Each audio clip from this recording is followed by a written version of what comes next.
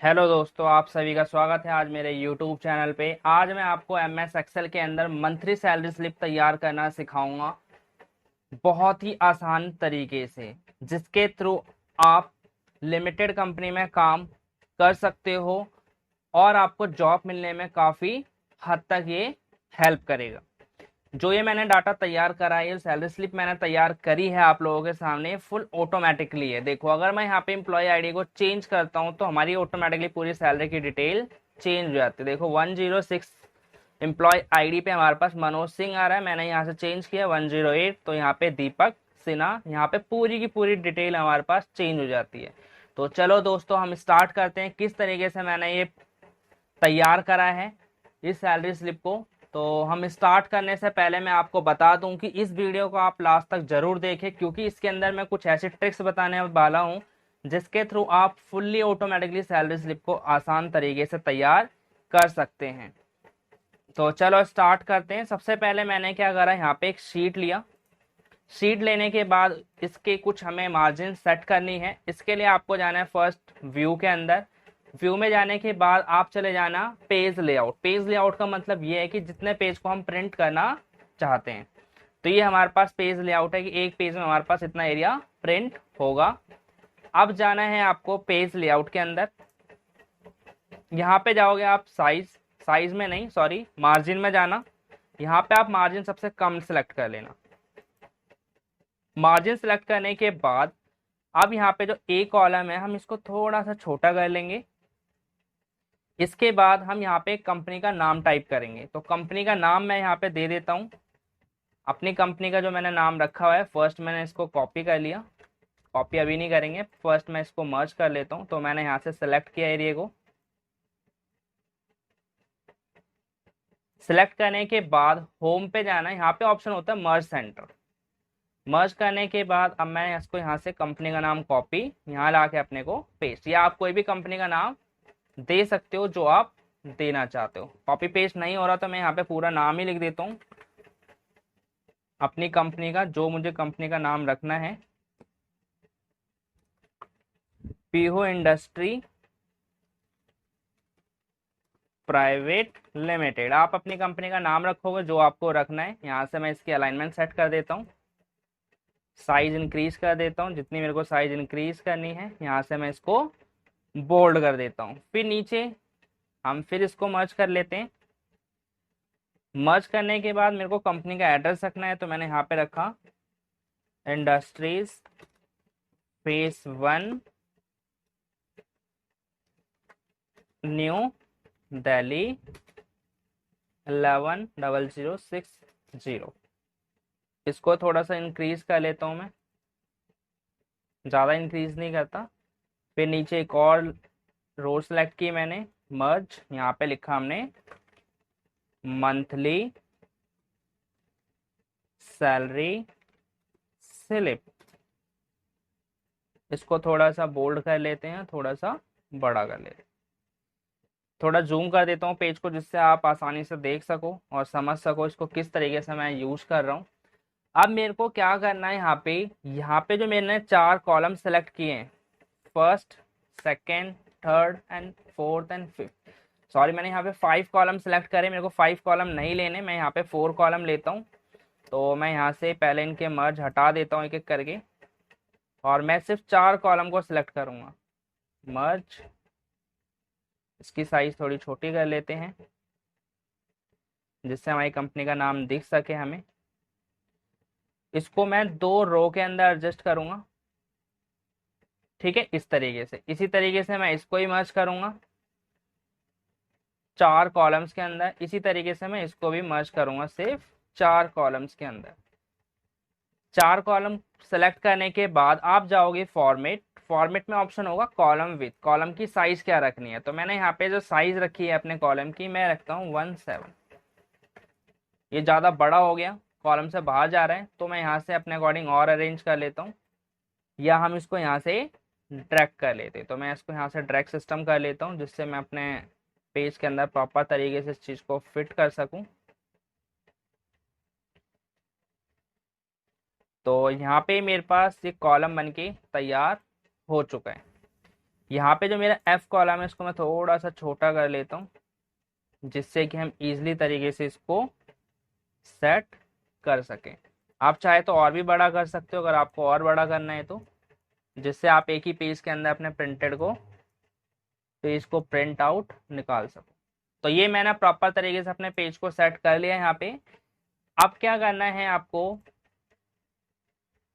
यहाँ पे मैंने टाइप किया फर्स्ट एम्प्लॉय आईडी, नेक्स्ट में जाना, फिर यहाँ पे लिखोगे आप एम्प्लॉय नेम, यहाँ लिखना है आपको डेजिग्नेशन, फिर लिखोगे आप मंथ एंड ईयर, फिर लिखोगे आप यहाँ पे अर्निंग एंड डिडक्शन। क्या क्या अर्निंग है हमारे पास, फर्स्ट है बेसिक, सेकेंड है हमारे पास ओवर टाइम, थर्ड है हमारे पास कन्वेंस, फोर्थ आता है हमारे पास, कन्वेंस की स्पेलिंग गलत हो गई, फोर्थ आता है हमारे पास एक्स्ट्रा इनकम। नेक्स्ट लेते हैं हम यहाँ पे टोटल अर्निंग क्या हुई है हमारे पास। ठीक इसी तरीके से आप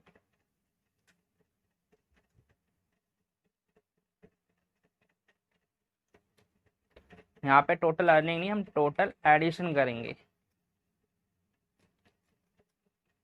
इसी तरीके से आप डिडक्शन का पार्ट तैयार करोगे। डिडक्शन पार्ट में हमारे पास आता है प्रोविडेंट फंड, प्रोविडेंट फंड लेने के बाद आपको लेना है ईएसआई, उसके बाद आता है हमारे पास लोन, अगर कोई इम्प्लॉय लोन लेता है टैक्स पे करता है, टोटल डिडक्शंस, नेट सैलरी जो हमारे पास बन के तैयार हो। ये मैंने सिंपल सा एक फॉर्मेट तैयार कर लिया है यहाँ पे। अब जो मेरी हेडिंग्स है मैं इनको थोड़ा सा बोल्ड कर लेता हूँ, जिससे मेरे पास आसानी से मुझे समझ में आ सके और आप लोग भी इजली इसको समझ सको। तो मैं इस चीज़ को बोल्ड कर देता हूँ, डिडक्शन को बोल्ड कर देता हूँ, टोटल एडिशन को बोल्ड कर देता हूँ, नेट सैलरी और इसको बोल्ड कर देता हूँ। हम हेडिंग को थोड़ा और इंक्रीज कर लेते हैं, हम इसको भी थोड़ा सा और इंक्रीज कर लेते हैं, ज़्यादा इंक्रीज नहीं करना, मंथली सैलरी स्लिप को भी इंक्रीज कर लेते हैं। ठीक है, अब आप कहोगे कि मैंने ये सारा का सारा जो फॉर्मेट लिखा है कहाँ से लिखा है, क्योंकि शीट 1 पे मैंने एक सैलरी शीट ऑलरेडी पहले से तैयार की हुई है, इसी के अकॉर्डिंग मैंने ये पूरा का पूरा फॉर्मेट शीट 3 पे बनाया है। क्योंकि जो आप सैलरी स्लिप तैयार करोगे, आप सैलरी के अंदर क्या क्या चीजें पे कर रहे हो उसके बारे में आप इंफॉर्मेशन दोगे, तो मैंने यहाँ पर भी इसी तरीके से इंफॉर्मेशन रखी हुई है। फिर नीचे हमारे पास आता है signature of employee and director, तो हम गए यहाँ। अब आपको जाना है इंसर्ट, यहाँ पे हमारे पास ऑप्शन होगा टेक्स्ट बॉक्स, आपको टेक्स्ट बॉक्स लेना है, क्लिक, आप यहाँ पे टाइप करोगे सिग्नेचर ऑफ एम्प्लॉय, शिफ्ट के साथ माइनस प्रेस करना, अंडर स्कोर आ जाएगा, फिर आप लिखोगे यहाँ पे डायरेक्टर, शिफ्ट के साथ अगेन माइनस, इसको सिलेक्ट करके बोल्ड कर लेना, थोड़ा सा ये डार्क आपको दिख सके, इसको आप फिट कर लेना इस तरीके से। ठीक है, इसके बाद मैं यहाँ पे थोड़ा सा और बिल्कुल एडजस्ट कर देता हूँ, तो ये मेरा एडजस्ट हो गया पूरा का पूरा। इसको थोड़ा सा हम कलर के साथ हाईलाइटिंग कर देते हैं, मैंने सेलेक्ट किया, ये हमारे पास हाईलाइट कलर है, यहाँ से हम हाईलाइट कर रहे हैं इसको। अब मैं पूरे को सिलेक्ट कर लेता हूँ, employee ID designation employee name के साथ, और होम के अंदर जो बॉर्डर है इसको ऑल बॉर्डर अप्लाई कर देते हैं। इसी तरीके से आपका जो अर्निंग का पार्ट है हम इसको भी बॉर्डर में अप्लाई कर देते हैं, तो मैं इसको यहाँ पे भी ऑल बॉर्डर कर देता हूँ। यहाँ पे हाईलाइटिंग कलर रह गया है तो इसको हाईलाइटिंग कलर फिल थोड़ा और डार्क ले लेते हैं, तो यहाँ पे गए, यहाँ से थोड़ा मैंने डार्क कलर सेलेक्ट कर लिया। ठीक है, इनको बोल्ड नहीं करना, हम सिर्फ हेडिंग को बोल्ड करेंगे। तो मैंने यहाँ पे ऑलरेडी बोल्ड कर रखा है। अब हमें क्या करना है, अगर मैं यहाँ पे एम्प्लॉई, अब मेरे को 1 बाय 1 यहाँ पे डाटा फिल करना है। मैंने लिखा है यहाँ पे एम्प्लॉई 1 2 3, कौन है, नवीन शर्मा। डेजिग्नेशन क्या है उनकी, मैनेजर। कौन से मंथ में, मई 20। बेसिक सैलरी क्या है उनकी, 68,000। ओवर टाइम क्या लगा इनका, 2500। कन्वेंस क्या है इनका, 4500। एक्स्ट्रा इनकम इन्होंने नहीं ली है। अब मेरे को यहाँ पे क्या करना पड़ रहा है, सारी कैलकुलेशन मुझे अपने आप करनी हो रही है, सारी कैलकुलेशन मुझे खुद से करना पड़ रहा है। लेकिन मैं ये चाहता हूँ, लोन इन्होंने नहीं लिया, टैक्स नहीं दिया, टोटल डिडक्शन, वापस सम का फॉर्मूला लगाएंगे। नेट सैलरी के लिए क्या करना है आपको, bracket total addition minus total deduction. अब यहाँ पे तो मुझे सारा का सारा 1 बाय 1 खुद से डाटा फिल करना पड़ा, लेकिन मैं यहाँ पे जैसे ही जा रहा हूँ तो यहाँ पे मुझे फिल करने की जरूरत नहीं पड़ रही, सब कुछ अपने आप ही फिल हो जा रहा है। ठीक है, तो मैं ये चाहता हूं कि इसके अंदर भी ऐसा ही हमारे पास पैटर्न बन के तैयार हो जाए कि मेरे को बार बार इसमें डाटा फिल करने की जरूरत ना पड़े। तो इसके लिए आपको क्या करना है, मैं पहले इनको डिलीट कर देता हूं। डिलीट करने के बाद अब आपको यहाँ पे सबसे पहले आप लिस्ट बनाओगे। क्या बनाना है आपको, लिस्ट।